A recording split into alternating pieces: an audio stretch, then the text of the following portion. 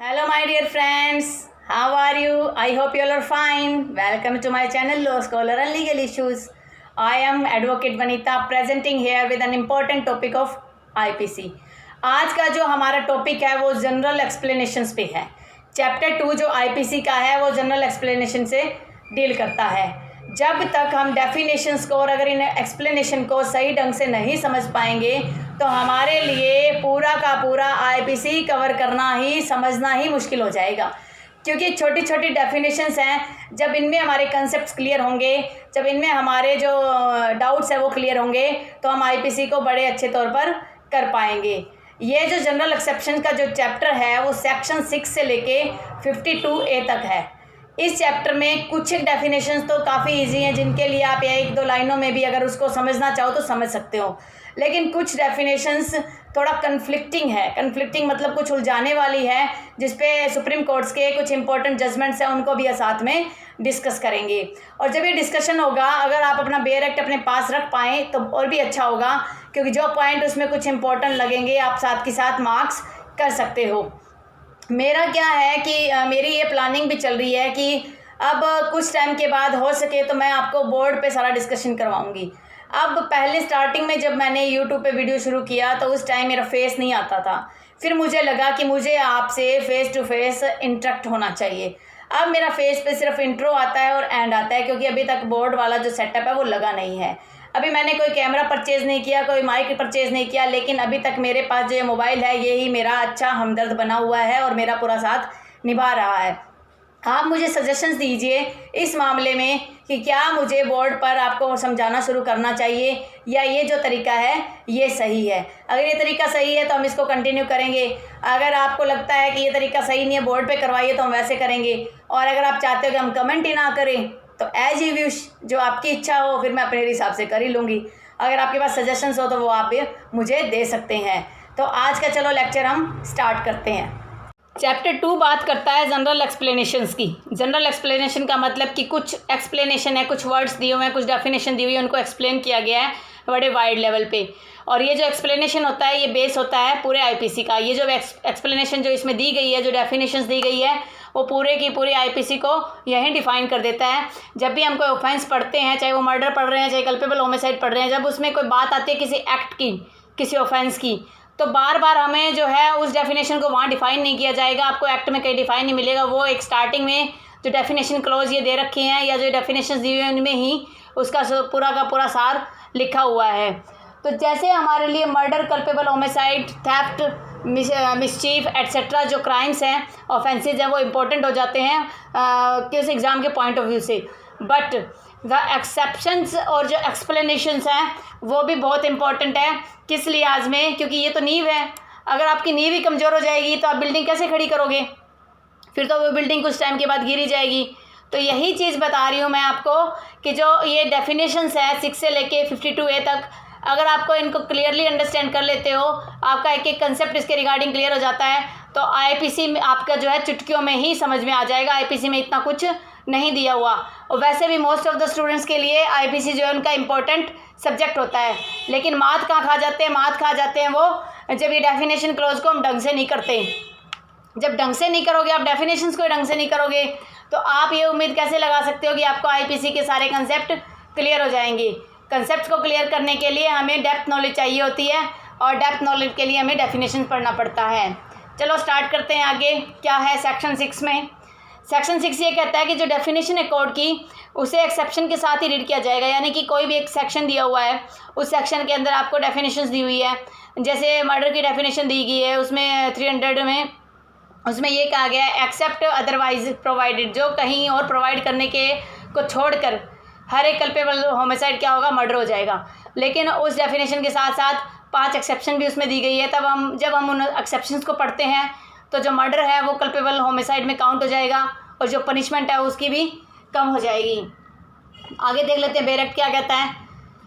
Throw out this code every definition of an offence, इस पूरे code में जो भी डेफिनेशन किसी ऑफेंस की दी गई है, एवरी पिनल प्रोविजन या कोई भी सजा का प्रावधान दिया गया है, और एवरी इलस्ट्रेशन या कोई भी ऐसा उदाहरण दिया गया है उस डेफिनेशन से जुड़ा हुआ या उस पनिशमेंट से जुड़ा हुआ, उसको ये माना जाएगा कि subject to the exceptions contain in the chapter and title general exception. उसको वो जनरल एक्सेप्शन में एंटाइटल होगा, उसको काउंट किया जाएगा। मान लो किसी एक्ट में ही, किसी ऑफेंस में ही डेफिनेशन के टाइम पर, ऑफेंस की डेफिनेशन के टाइम पर कुछ आपको एक्सेप्शंस दे दी गई, और उसके अलावा जो है वो एक्सेप्शंस तो काउंट होंगी सो होंगी। उसके अलावा जनरल एक्सेप्शन का जो चैप्टर है हमारा 76 से लेके 95 तक, वो भी यही डील करता है। तो उसमें प्राइवेट डिफेंस का भी प्रोविजन दिया गया। प्राइवेट डिफेंस और जनरल एक्सेप्शन जो है डिफरेंस है। प्राइवेट डिफेंस के अंदर है कि उसे जो व्यक्ति डिफेंस चाह रहा है उसको प्रूव करना पड़ता है। जनरल एक्सेप्शन के लिए क्या पूरी तरह से एक्सेप्शन में छूट होती है, लेकिन प्राइवेट डिफेंस में पूरी तरह से छूट नहीं होती। रीड कीजिए इसे।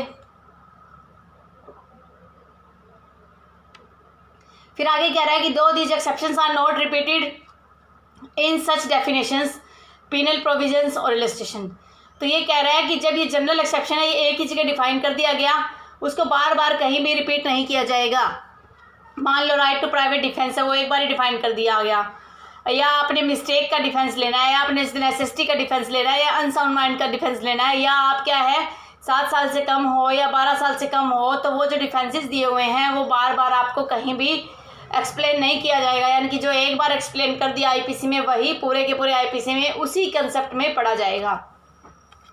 मान लीजिए अगर मान लो जेंडर वर्ड को एक्सप्लेन कर दिया, नंबर को एक्सप्लेन कर दिया, जब कहीं पूरे आईपीसी में जब भी नंबर लिखा हुआ होगा तो हम उसी डेफिनेशन को लेकर चलेंगे, कुछ अलग डेफिनेशन वहाँ हम डिराइव नहीं करेंगे। इलस्ट्रेशन क्या कहते हैं कि this section in this code which contain definition of offence do not express that a child under 7 years of age can not commit such offence.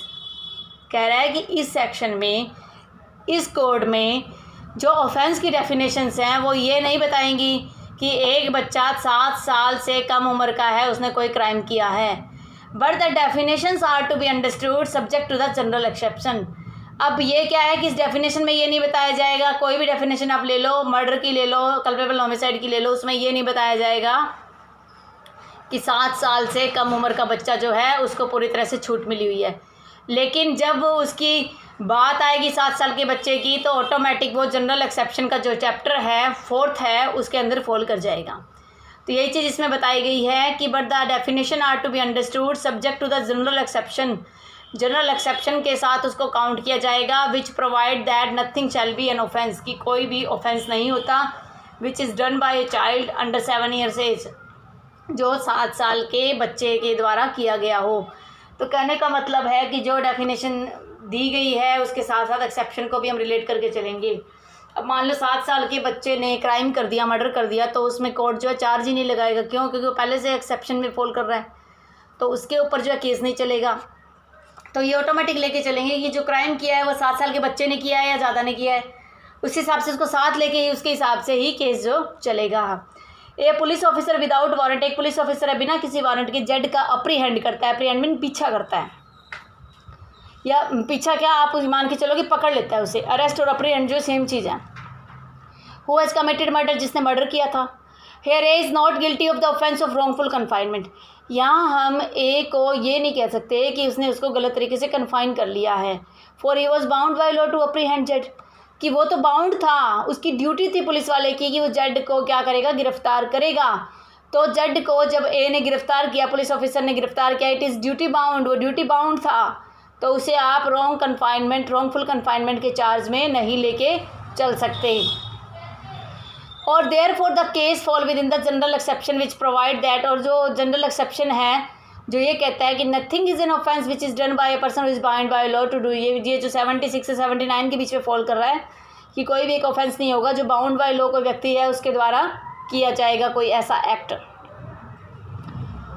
Sense of expression once explain. अब वो कह रहा है कि सेंस क्या लेके चलोगे, उसका क्या मीनिंग लेके चलोगे। जो भी एक्सप्रेशन, जो भी टर्म एक बार एक्सप्लेन कर देगी उसको आप क्या मान के चलोगे। कह रहा है कि every expression which is explain in any part of the code, कोई भी एक्सप्रेशन है जैसे जेंडर है, ही है, शी है, कोर्ट ऑफ जस्टिस है, पब्लिक सर्वेंट है, या कोई भी ऐसा वर्ड है जो एक बार एक्सप्लेन कर दिया गया है, तो ये माना जाएगा कि वो पूरे के पूरे एक्ट के अंदर उसका वही सेंस होगा। मेरे से अब थोड़ा सा ना गले में इशू आ रहा है तो बोला नहीं जा रहा, तो प्लीज़ डोंट माइंड और सॉरी फॉर इनकन्वीनियंस। आज का लेक्चर जो है मैं यही ड्रॉप करती हूँ। कोशिश करती हूँ कि ये जो चैप्टर है इसका जो रिमेनिंग पार्ट है वो मैं कल आपको अर्ली मॉर्निंग ही करके अपलोड कर दूँ, तो आप जो है उसको उस टाइम सुन लीजिएगा। आज का मेरा जो इतना ही चैप्टर है, इतना ही मैं करवा पा रही हूँ। पता नहीं ऐसे घुटन सी महसूस हो रही है, पानी भी मैंने पिया है, गर्मी बहुत ज़्यादा है। तो चलो बाकी का बाद में करते हैं।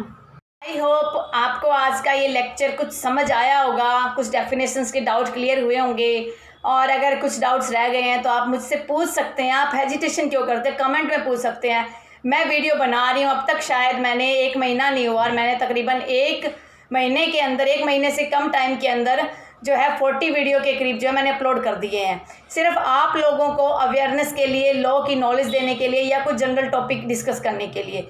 और मैंने जो है 26 जून को अपना पहला वीडियो अपलोड किया था, और मुझे ये उम्मीद नहीं थी कि मेरे वीडियो पे रिस्पॉन्सेज आएंगे। स्टार्टिंग में तो मुझे एक रिस्पॉन्स भी नहीं मिल रहा था, लेकिन आप सभी के प्यार से, आप सभी के सहयोग से आज रिस्पॉन्सेज मिल गए हैं, और 85 से ज़्यादा हमारे सब्सक्राइबर हो चुके हैं, और तकरीबन जो है 1800-1900 के करीब हमारे व्यूअर्स हो चुके हैं। तो अगर आप मान लो थोड़ा सा रिस्पॉन्स और दोगे तो हमारा ये चैनल भी ग्रोथ कर जाएगा, और इसमें जो है नए नए टेक्निक्स जो है मैं यूज़ करती रहूँगी। अगर आपको आज का मेरा जो वीडियो है वो पसंद आया तो आप लाइक कीजिए, चैनल सब्सक्राइब कीजिए। ज़्यादा कुछ मैं फॉर्मेलिटीज़ नहीं करूँगी। आपको पसंद आता है तो आप एक्ट कीजिए, मेरे कहने से आपको एक्ट नहीं करने वाले। और कोरोना में जो है अपना तो आप हेल्थ का ध्यान रखिए, अपने बच्चों का, अपने फैमिली मेम्बर्स का ध्यान रखिए, और स्टे होम, स्टे सेफ और स्टे हेल्दी। Thank you.